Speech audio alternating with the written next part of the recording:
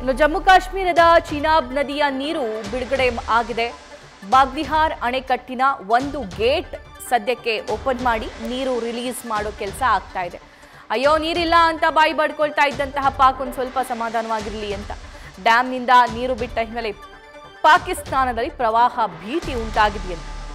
ಬಾಗ್ಲಿಹಾರ್ ಡ್ಯಾಮ್ನಿಂದ ನೀರು ರಿಲೀಸ್ ಆಗಿದೆ. ಅದು ಒಂದೇ ಒಂದು ಗೇಟ್, ಆ ಒಂದೇ ಗೇಟಿಗೆ ಪ್ರವಾಹ ಪರಿಸ್ಥಿತಿ ಇದೆ. ಅಲ್ಲಿ ಈಗ ನೀರು ಕೂಡ ಗಮನಿಸ್ತಾ ಇದ್ದೀರಾ, ದೊಡ್ಡ ಮಟ್ಟದಲ್ಲಿ ಅಲ್ಲಿ ಹರಿತಾ ಇದೆ. ಚಿನಾಬ್ ನದಿಗೆ ಅಡ್ಡಲಾಗಿ ನಿರ್ಮಿಸಿರುವಂತಹ ಬಾಗ್ಲಿಹಾರ್ ಡ್ಯಾಮ್ ಇದು. ಈ ಡ್ಯಾಮ್ನಲ್ಲಿ ಒಂದೇ ಒಂದು ಗೇಟ್ ಮೂಲಕ ನೀರು ಹರಿಸುವಂತಹ ಕೆಲಸ ಆಗ್ತಾ ಇದೆ. ಒಂದೇ ಗೇಟ್ ನೀರನ್ನೇ ತಡ್ಕೊಳ್ಳೋಕೆ ಸಾಧ್ಯವಾಗ್ತಿಲ್ಲ ಪಾಕಿಸ್ತಾನಕ್ಕೆ.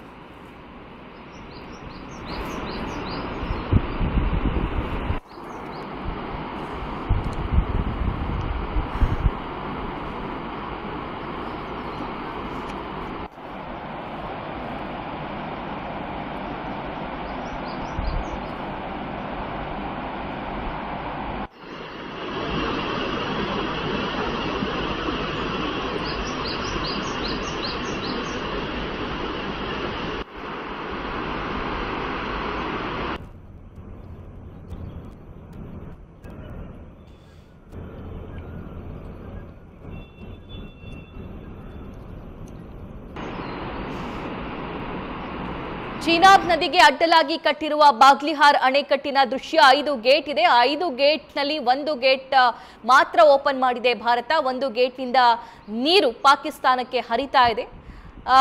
ನೀರು ಹರಿತಾ ಇರೋದು ಪ್ರವಾಹ ಪರಿಸ್ಥಿತಿ ಅಲ್ಲಲ್ಲಿ ಆ ನದಿ ಪಾತ್ರದ ಗ್ರಾಮದಲ್ಲಿ ನಿರ್ಮಾಣವಾಗಿದೆ ಅನ್ನುವಂತಹ ಮಾಹಿತಿ ಸದ್ಯಕ್ಕೆ ಲಭ್ಯವಾಗ್ತಾ ಇದೆ.